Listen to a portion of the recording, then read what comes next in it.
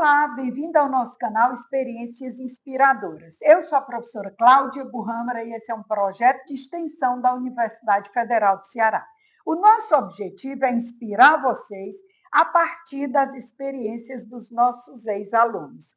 E hoje eu tenho a honra de receber minha colega de trabalho, a Lívia Rodrigues Barreto, formada em Engenharia de Produção Mecânica aqui na UFC em 2014. E por que a Lívia é minha colega? Porque ela também é servidora da UFC. E está aqui para compartilhar, porque além de tudo isso, ela também é empreendedora. Lívia, que honra, obrigada por ter aceito o nosso convite. Professora, o prazer é todo meu de estar aqui, né, podendo contar um pouco mais da história, né, da toda essa trajetória que a gente passa aqui na universidade, o quanto a gente aprende, o quanto a gente cresce e o quanto prepara a gente para esse mundo de oportunidades. É um grande prazer. Muito obrigada.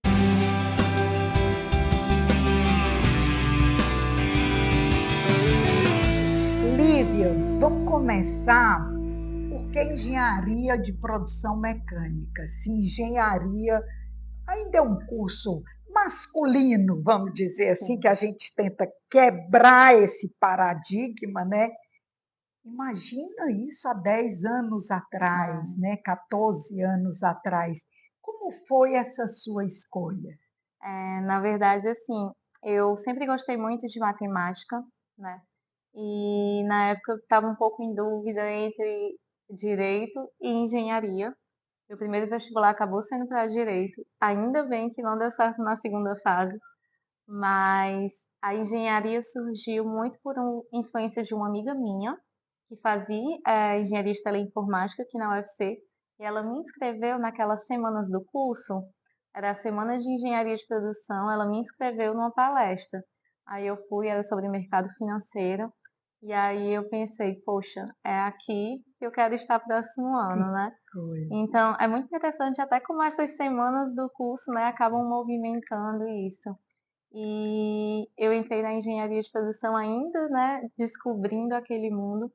Realmente eram bem mais homens, né? Hoje ainda é a realidade, mas que bom que está mudando, que a gente tem cada vez mais meninas no nosso curso de engenharia. Você me contou que fez a abertura da Semana Zero. Como foi isso para fazer palestra para meninas engenheiras que estavam entrando na É, universidade? esse ano eu tive um convite muito especial, né? O diretor do CT me convidou para, na Semana Zero, fazer uma aula para recepcionar as alunas de engenharia, né, que estavam entrando.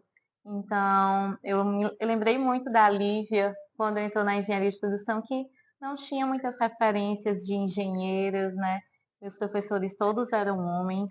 Então, foi muito bom poder conversar, mostrar um pouco da realidade, que tem mulheres na carreira de engenharia, como elas poderiam, né, galgar também durante o curso uma trajetória bacana. Assim, a gente entra muito novinha, né? Na época eu tinha 18 anos, então eu não tinha muitas experiências de vida e eu digo que a universidade foi o meu mundo de oportunidades, foi onde eu me descobri.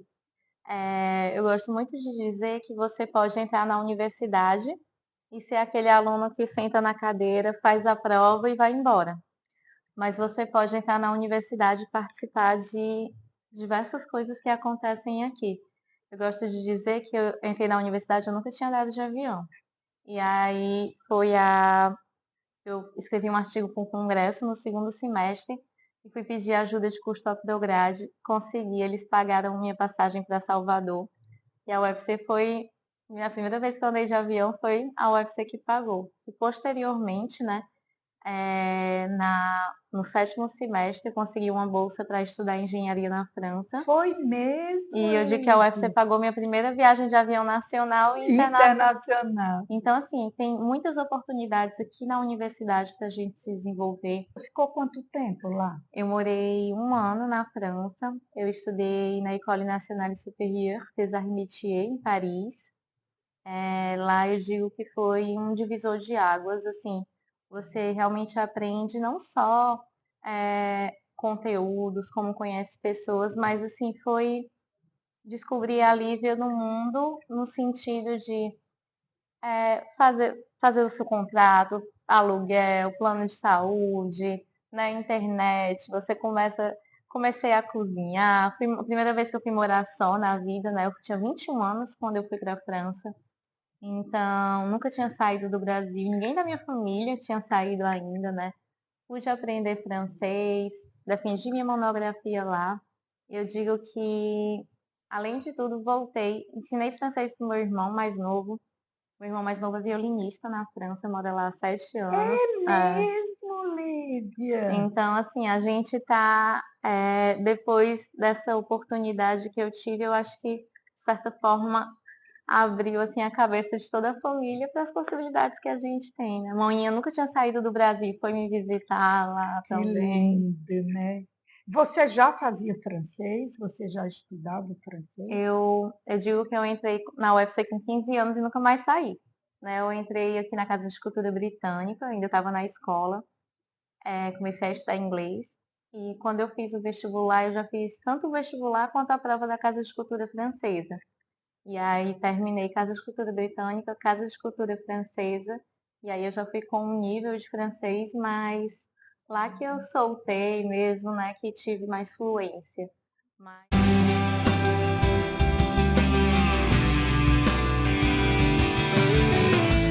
Lívia, e aí, depois da universidade, ou já durante, como foi assim, procurar estágio ou trabalhar? Porque se é difícil entrar como mulher, o mercado de trabalho para uma engenheira.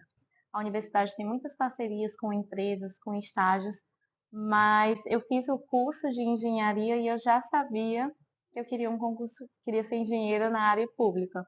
Que lindo. Eu me apaixonei desde o primeiro instante e foi assim. Me formei em 2014, em 2015 fiz o concurso e aí já deu certo.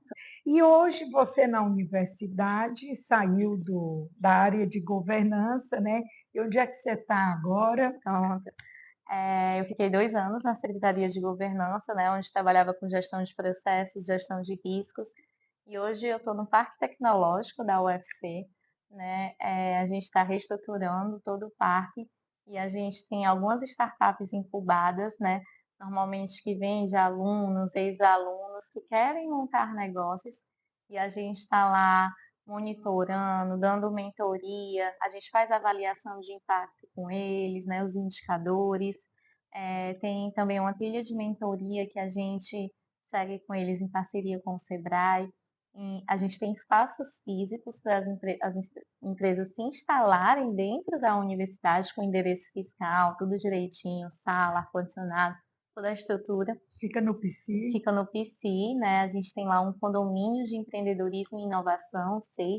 Então, a ideia é a gente que os alunos, cada vez mais, quando eu dou alguma aula no início do semestre, que eu pergunto para os alunos quem quer trabalhar em alguma empresa, quem quer montar o seu negócio, quem quer fazer concurso público, cada vez mais os alunos querem montar o seu próprio negócio. Então, a universidade ela precisa acompanhar esse desejo dos nossos alunos, né? O que é que os nossos alunos querem. Então, se eles querem montar o próprio negócio, a gente pode ser um apoio, pode ser uma infraestrutura física, né, e de conhecimento, porque isso, o fortalecimento do ecossistema de empreendedorismo, ele representa também o crescimento do nosso estado, Sem né? dúvida, o crescimento do Brasil. Olha, sabe, Lívia, eu dou disciplina de criação de novos negócios. Além da disciplina de Legal. marketing, eu dou criação de novos negócios. Sabe uma coisa que eu percebo? A minha disciplina recebe aluno ela é optativa e recebe aluno de todos os Todos os cursos. cursos. Então, esse semestre mesmo eu estou com engenharia elétrica, administração, atuária, contabilidade, muita gente do jornalismo, da moda. E uma coisa eu percebo, tem gente lá que quando eu pergunto, quem daqui quer empreender? Tem muita gente que diz que não quer empreender. Eu digo para eles, olha, empreender não é só no seu próprio negócio. Você pode empreender no negócio de outro. Com Então, certeza. nós somos servidores públicos. quanto a gente empreende dentro da universidade. O Partec é um empreendimento Com dentro da certeza. universidade. Nosso querido amigo Abraão, né, que vai Sim, nos assistir também, com certeza. professor Abraão é um grande empreendedor dentro da Com universidade. certeza. Esse projeto, Experiências Inspiradoras, é um empreendimento dentro da universidade. Então, as pessoas têm que compreender, e eu acho bacana os nossos alunos que têm esse interesse. Ah, mas eu não quero ser dono do meu próprio negócio. Não tem problema. Você irá empreender em projetos dentro de grandes empresas. Com certeza. A gente pode empreender em qualquer lugar, né. Eu gosto muito de inovação no serviço público também. Então, quando eu vim para a Secretaria de Governança, né, a gente, fez uma estruturação justamente para trabalhar com processos estruturados na UFC, né. A gente criou um portfólio de processos para a universidade que não existia. E tudo isso foi uma grande inovação no serviço público, você poder acompanhar. É um aluno quer um serviço de psicologia, como é? Lá tem todo o caminho do processo, ele pode acessar, é transparente. Então a gente pode empreender, pode inovar onde a gente estiver.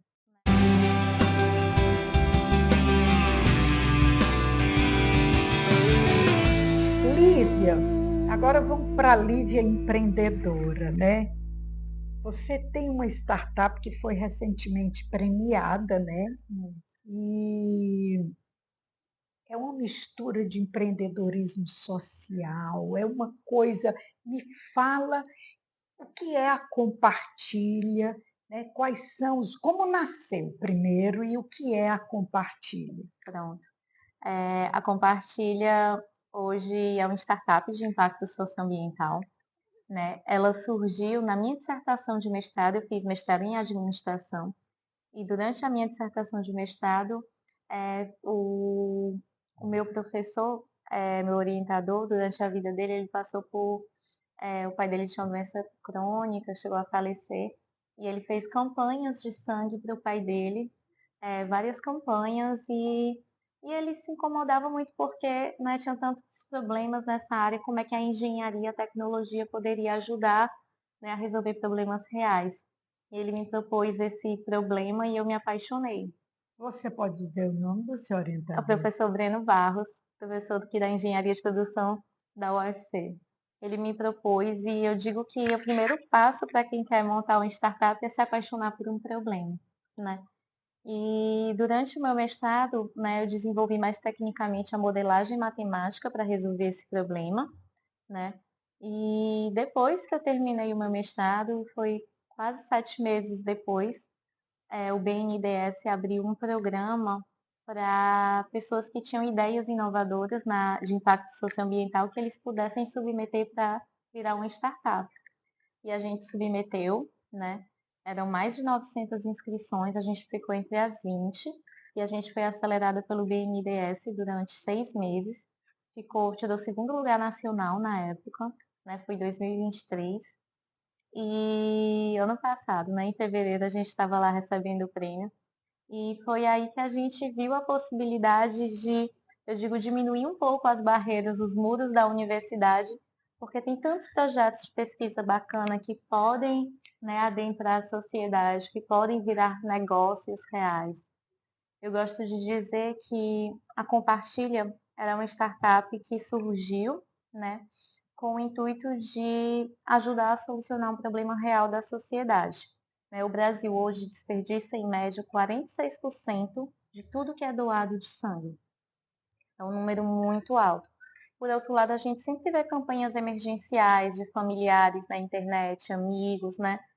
Então, a gente tem, eu gosto de dizer que uma bolsa de sangue pode salvar até 4 vidas diferentes, porque a bolsa de sangue ela entra no processo produtivo e ela é subdividida em hemocomponentes, o plasma, hemácias, plaquetas e crioprecipitado.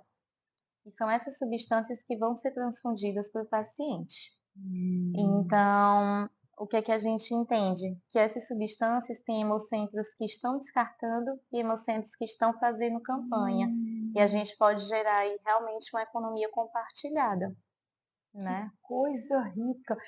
E aí como é que funciona? Você tem uma plataforma onde esses vários centros se integram para conhecer o que cada um Perfeito. tem de É exatamente, é isso que é o Compartilha, né, o Compartilha é um sistema, né, onde a gente tem as informações dos hemocentros de estoque, datas de validade dos hemocomponentes, por exemplo, plaquetas só duram 5 dias, se não for transfundida vai para o lixo, né. As hemácias duram 42, então a gente tem as datas de validade, a autonomia do estoque, por exemplo, aquele estoque de hemácias vai durar quantos dias, a gente pega a localização geográfica, né, latitude e longitude dos hemocentros para também, em fatores logísticos, reduzir esse custo, né, através da distância e compactação de cargas. Então a nossa ideia é otimizar, existem várias soluções possíveis de troca, mas eu não quero, solucionar a troca entre 2 hemocentros, 3 hemocentros, mas entre a rede inteira, para que a gente tenha níveis ótimos de estoque e que não falte, né, aquele serviço para a população. realmente tem a questão logística, porque vamos dizer que em outro estado, um hemocentro perceba que o que ele precisa está aqui. Como é que vocês integram, então, para a entrega desse sangue lá?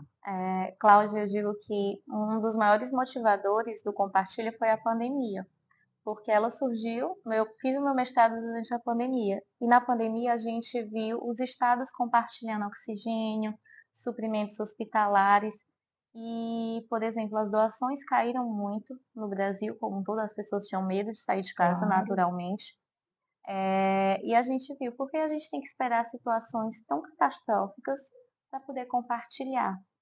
Por que que isso não pode ser uma rotina? Porque os estados não podem se ajudar, né. Então a ideia também atualmente a gente roda aqui no Ceará, a gente está com um projeto Fortaleza, Sobral, Quixadá, Iguatu, Crato e Juazeiro, mas nosso próximo passo é justamente integrar estados diferentes, para que a gente possa fazer esse compartilhamento não só em situações emergenciais, né.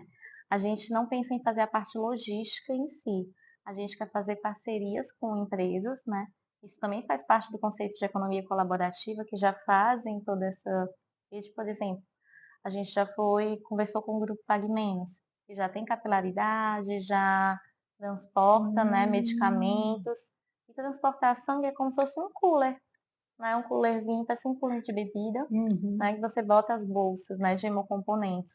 Não sei se vocês lembram que na pandemia a Azul envelopou os aviões e disse Sim. assim: "A Azul está levando a vacina aos brasileiros", né. A ideia é que a gente possa fazer parcerias também com empresas aéreas, que a gente possa fazer isso entre estados mais longe. Eu diria que isso é um marketing positivo muito grande. É fantástico. Lívia, me explica o processo. Então, eu chego para doar sangue.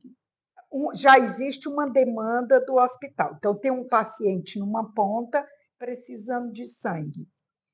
E eu vou doar sangue no hemocentro. Esse hospital já registrou a necessidade no sistema e esse hemocentro, quando recebe o sangue, já registra no sistema? Pronto, é assim, a gente tem os serviços de hemoterapia privado e tem os hemocentros públicos, né. Os hemocentros públicos, normalmente, eles fazem campanhas de prospecção ativa, então, normalmente, eles têm campanhas itinerantes, eles tentam que eles tenham aquele estoque sem que seja, não sem necessariamente ter uma demanda, né. Quando for preciso, eles já têm aquelas substâncias. Hum, Os serviços de hemoterapia privado, eles fazem conforme necessidade, então, hum. naqueles casos que a gente doa para pacientes específicos, né, então a gente vai lá e atende aquela demanda. Mas o processo de funcionamento é muito parecido, eles recebem a bolsa de sangue, né, eles processam, eles separam em hemocomponentes, fazem os testes, né, porque é Uhum. importante para ver se não tem nenhuma A saúde do doença, sangue, isso, né? até ser transfundido para o paciente, né. Então, a gente trabalha tanto com hemocentros públicos quanto serviços de hemoterapia privado, porque a gente entende que o sangue ele é um produto único, insubstituível, que não é comercializado, ele advém unicamente de solidariedade. Doado, né? Então, eu, Lívia, não me importaria se meu sangue foi usado em Salvador, no Rio Grande do Sul. Eu só ficaria triste se eu soubesse que aquele meu sangue foi descartado. Então, a ideia é a gente ter essa economia colaborativa e a experiência do usuário que doou e que recebeu, né, ela seja completa, né? Além disso, tem uma questão ambiental que eu acho muito importante ser comentada, que o sangue é um produto infecto-contaminante. Pois E ele é. não pode ser descartado na natureza de qualquer forma, né? Ele normalmente, atualmente, ele é incinerado, o que contribui para a poluição do ar, aquecimento global. E o custo de descarte de uma bolsa de sangue, ela é 8 vezes mais cara do que o lixo comum. Ele não pode ser descartado na natureza de qualquer forma. A gente tem população de rua, cachorro, gato, enfim. Então, precisa ser dado uma destinação correta, que é uma destinação que é poluente e cara. Meu Deus, é Então, a mesmo. gente precisa estar cada vez mais preocupado, né, com as questões ambientais.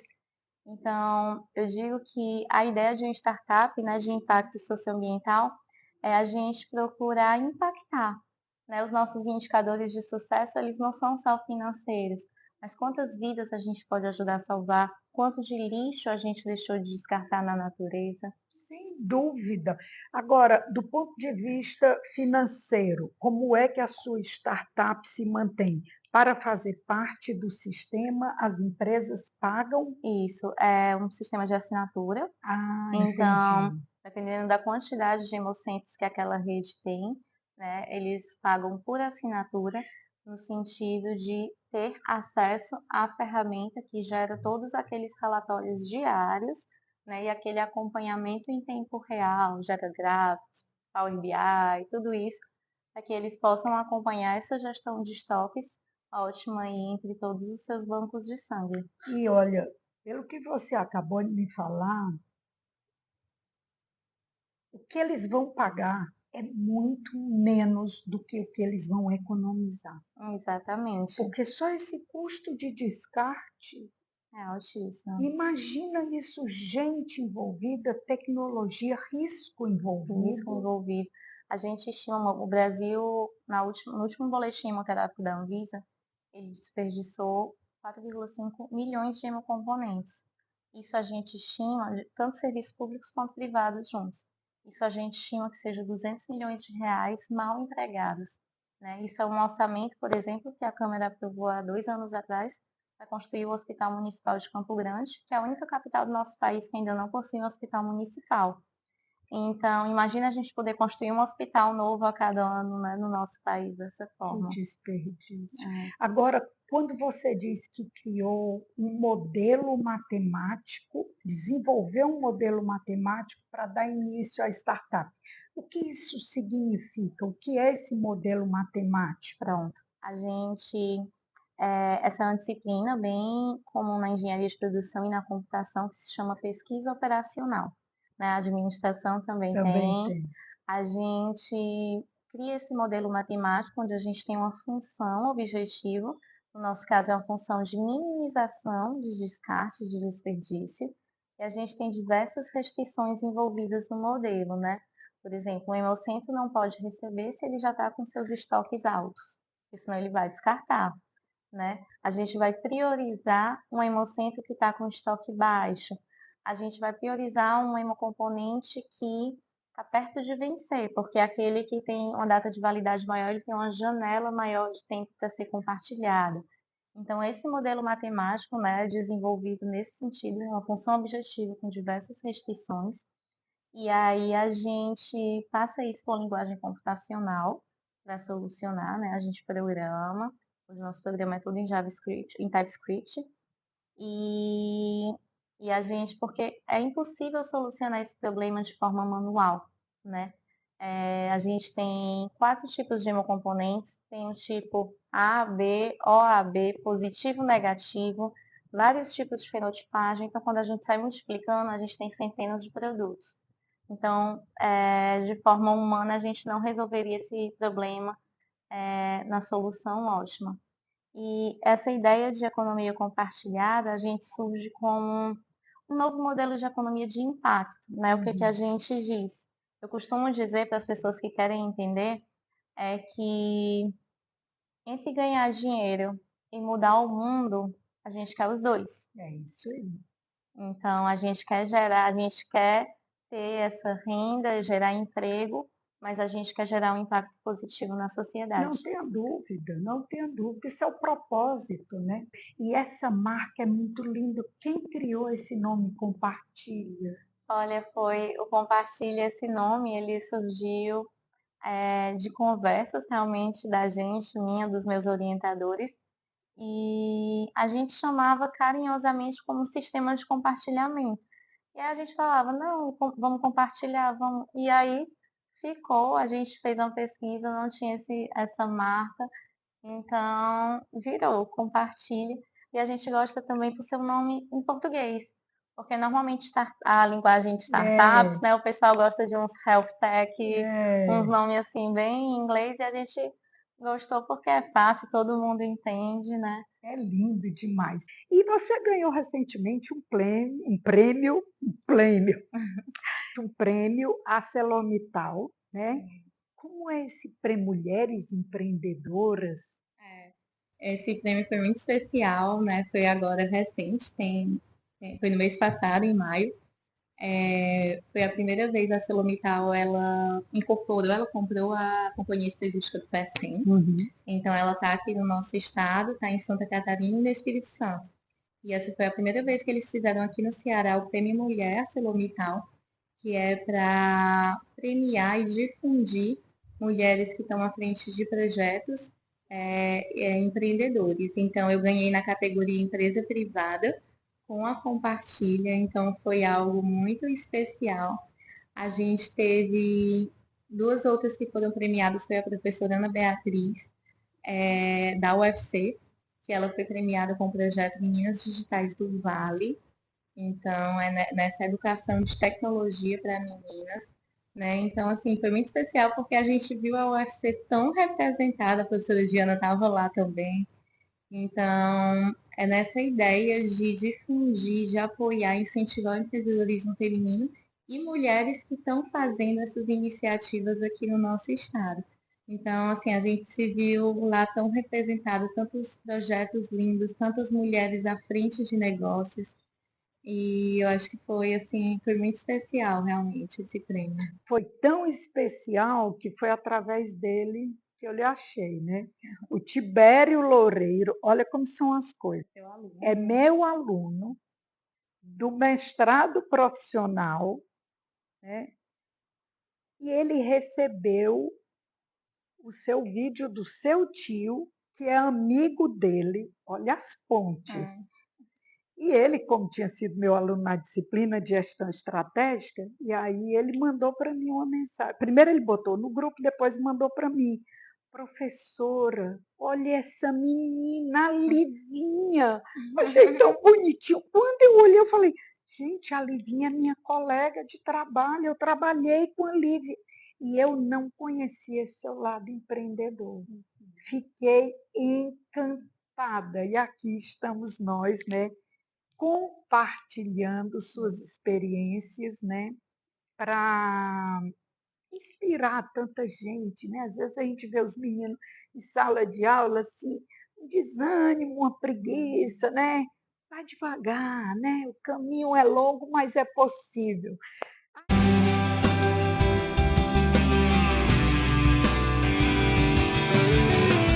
Aí, aproveitando, Lívia, assim, as duas perguntas que eu sempre faço para a gente finalizar, né? Primeiro, como é a teoria na prática?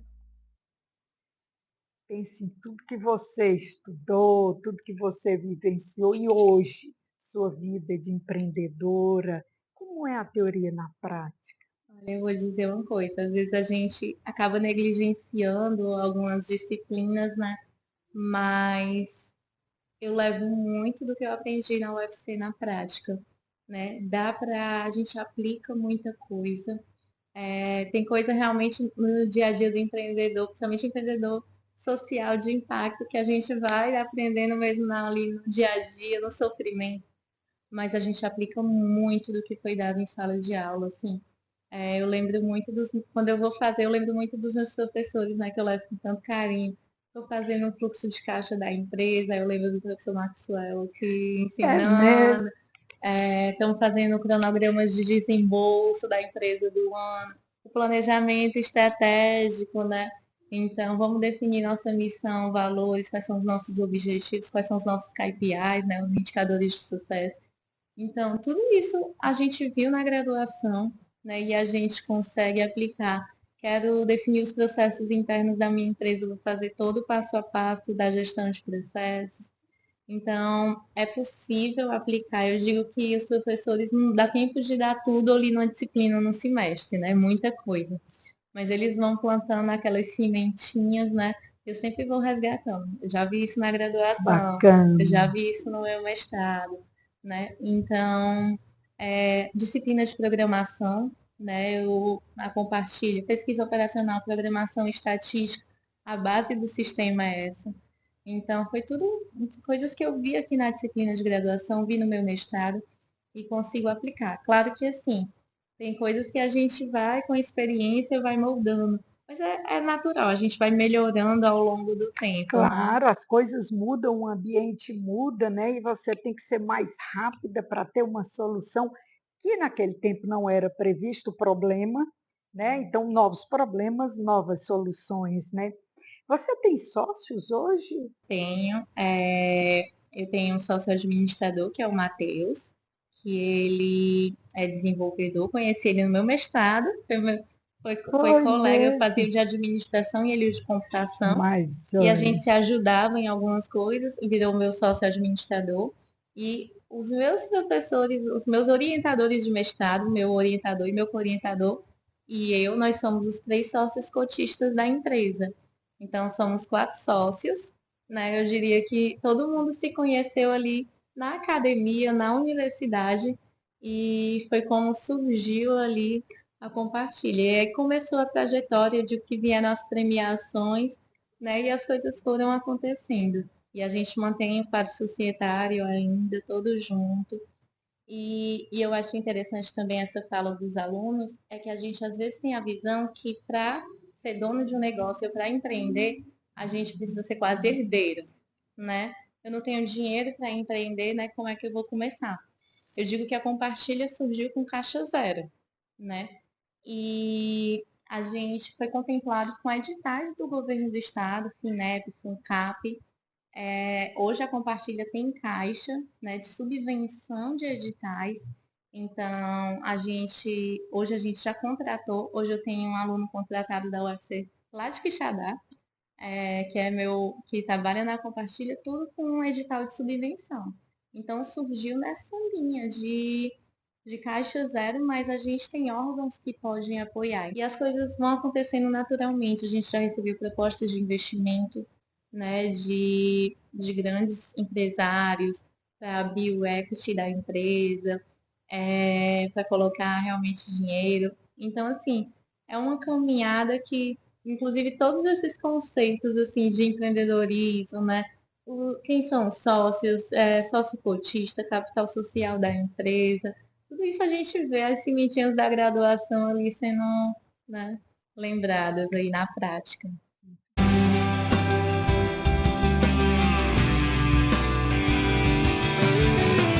e aí Lívia, complementando essa sua fala e olhando ali para a sua câmera, que conselho você dá para quem ainda está na universidade? Olha, eu digo que a universidade, o nome, né, ele já representa isso, é um universo, né? As possibilidades são muitas. Aqui na universidade eu sou apaixonada pela UFC e eu digo que você pode estudar do mandarim ao violino, né? São inúmeras possibilidades. Então, assim, não seja aquele aluno que chega, senta na cadeira, assiste a aula e faz a prova e passou na disciplina. Mas aproveite cada oportunidade que tem aqui.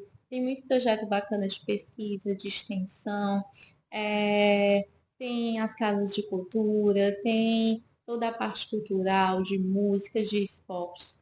É, tem sempre edital de internacionalização, né, de bolsas. Às vezes você nem tá, será que eu vou passar? Se inscreve, faz. e aproveita essas oportunidades. Eu digo que a UFC mudou completamente a minha trajetória, né? Eu desde os meus 15 anos que eu estou aqui, nunca mais saí. E são tantas oportunidades quando a gente vai vendo que tem que ser aproveitadas. Então, aproveite o universo que é o UFC.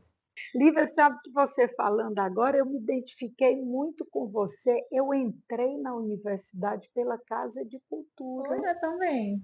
Olha, então, Eu entrei, eu tinha 14 anos, fazia cultura britânica, Casa de Cultura Britânica, depois, que é um projeto de extensão da que é UFC. um projeto de extensão, e aí depois eu, né, terminei a escola, passei no vestibular, entrei na universidade, acabei o curso, um ano e meio depois fiz concurso para cá, e já estou com 36 anos como professora. Olha aí. E hoje voltei a fazer casa de cultura, estou estudando francês agora. Ah, um pouco Como é? Un petit, un petit. Esse eu vou ter que cortar, né? Porque não dá. Lívia, é uma pena que eu tenha que acabar a nossa entrevista, essa conversinha tão boa nesse salão tão lindo que a gente viu reconstruir, né, Lívia? Isso, foi um trabalho incrível que fizeram aqui de restauração. Foi. Muito obrigada, estou muito emocionada e muito grata de lhe ter aqui, viu? O prazer é todo meu, professora, um convite tão especial e estamos juntas, né? Gente, é isso. Se vocês gostaram, como eu adorei, curte, compartilha, se inscreve no nosso canal e aguarda que vem muita entrevista boa como essa por aí. Obrigada e até a próxima.